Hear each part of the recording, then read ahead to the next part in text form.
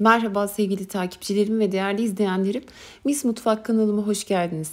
Bugün sizler için çok pratik, hafif ve bir o kadar da yapımı kolay, nefis bir tatlı tarifim var. Bayramda yaklaşıyorken hazır pratik bir tatlı tarifi arayışındaysanız kesinlikle denemenizi tavsiye ederim. Çünkü gerçekten kıyır kıyır efsane bir lezzeti var. Şimdi detaylıca yapım aşamalarına geçiyorum. İlk önce tatlımızın şerbetini hazırlayalım. Çünkü şerbet soğuk, tatlı sıcak olacak. Bunun için 2,5 su bardağı su ve 2 su bardağı toz şekeri kaynatmadan evvel şeker eriyene kadar karıştırıyorum. Böylelikle tatlınızın şekerlenme ihtimali de ortadan kalkacaktır.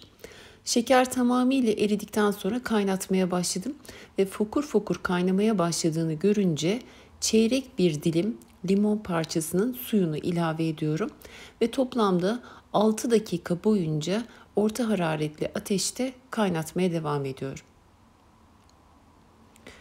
Şerbetimi 6 dakika boyunca kaynattım. Şimdi soğuması için bir kenara alıyorum. Artık tatlımızın hamurunu hazırlayabiliriz. 125 gram oda sıcaklığında iyice yumuşamış tereyağı ya da margarin, yarım su bardağı pudra şekeri ve 1 adet yumurta ekliyorum. Tüm malzemeleri ilk önce spatula ile birbirine karıştıracağım. Tereyağı ya da margarin istediğinizi kullanabilirsiniz ama önemli olan yağınız mutlaka yumuşak olsun. Çünkü kullanacağınız un miktarını etkileyecektir.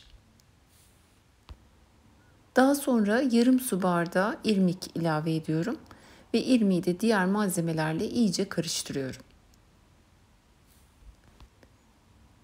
Yarım su bardağı ince öğütülmüş cevizimi de ekledim. İsterseniz fındık ya da toz Antep fıstığı da kullanabilirsiniz. Her şekliyle çok lezzetli olur. Ölçmüş olduğum undan bir miktar kaba aktarıp unun üzerine de 1 tatlı kaşığı silme kabartma tuzunu ilave ediyorum.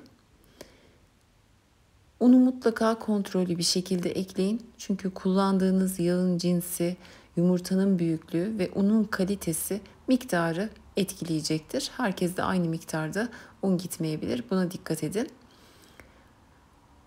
Hamurum toparlanmaya başlayınca artık spatulayı bir kenara alıyorum ve elimle yoğurmaya başlıyorum. Hamurun kıvamı elinizde yapışmayan ve kabından rahatlıkla toparlanabilen bir dokuda olacak. Gördüğünüz şekilde elime yapışmayan yumuşak bir hamur elde ettim. Toplamda 2 su bardağından 2 yemek kaşığı eksik olacak şekilde un kullanmış oldum. Ama sizler son yarım su bardağı unu lütfen kontrollü bir şekilde ekleyin. Hamurdan ceviz kadar parçalar kopartıp elimle yuvarlayarak şekil veriyorum ve tepsime yerleştiriyorum. Bu ölçü ve ebatlarda toplamda 20 adet tatlı elde etmiş oldum. Tepsimi kesinlikle yağlamadım. Hamur yağlı olduğu için tabanı iyi kızardığında kesinlikle tepsinize yapışmayacaktır. Tam orta kısmı yarım ceviz parçası yerleştirerek önceden ısıtılmış 180 derecelik alt üst ayar fırında pişmeye bırakıyorum. Tatlımın altı ve üstü iyice kızarana kadar pişirdim. Bakın kontrol ettiğimde kesinlikle tepsiye yapışmıyor. Bu tabanının iyi pişmesiyle alakalıdır. Eğer elinizle kontrol ettiğinizde tepsiye yapışmış bir vaziyette duruyorsa, sabitse kesinlikle zorlamayın. Dağılır, parçalanır.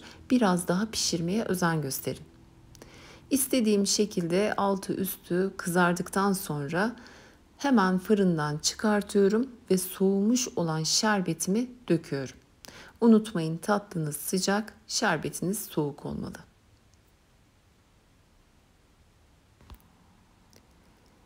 Şerbetin hepsini kullandım. Yaklaşık 2-3 kez görmüş olduğunuz şekilde tepsideki şerbeti tatlıların üzerine bir kaşık yardımıyla döküyorum. Böylelikle tatlınızın üzeri kuru kalmaz ve şerbetini çok daha kısa sürede çekecektir. Ortalama 3 saat sonra servise hazır hale gelir. Hatta bir gün önceden yaparsanız şerbetini tamamıyla çekmiş, daha da lezzetli bir hale gelmiş olacaktır. Yapımı çok kolay, çok hafif ve lezzetli bir tatlı. Mutlaka denemenizi tavsiye ediyorum. Şimdi ben sizlere daha detaylı bir şekilde iç dokusunu da yakından göstermek istiyorum. Yaklaşık 3,5 saat sonra tatlımı servise hazır hale getirdim. Yapımı çok kolay ama bir o kadar da lezzetli bir tatlı. Sizler de mutlaka deneyin. Deneyenlerin de yorumlarını özellikle bekliyorum. Kanalımda buna benzer birçok farklı çeşitli sütlü tatlı, şerbetli tatlı ve baklava tarifleri de mevcut.